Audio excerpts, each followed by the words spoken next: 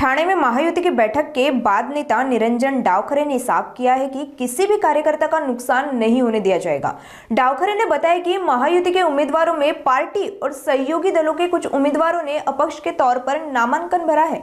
उन्होंने कहा कि कुछ लोगों से हमारी ओर से भी और कुछ से उनकी ओर से भी नाम वापस लेने की अपील की गई।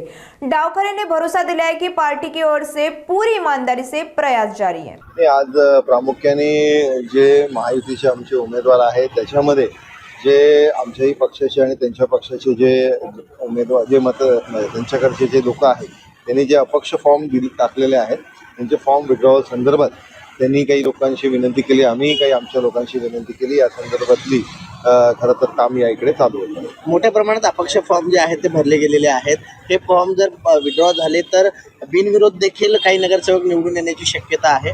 अशा प्रकारची काही चिन्ह या संदर्भात काही बैठकमध्ये काही झाले प्रयत्न त्या पद्धतीचा आहे, पण ज्या ज्या पद्धतीमध्ये सगळ्यांशी बोलता येईल याच्यामध्ये प्रामुख्याने कार्यकर्त्याचं कुठेही नुकसान, पक्षाचं नुकसान होता कामा नये। शेवटी तो कार्यकर्ता 9 वर्षापासून आमच्या पक्षामध्ये आहे आणि एक ऋणानुबंध प्रत्येकाचं पक्षाबरोबरचं आणि पक्षाचं त्याच्याबरोबर असतं।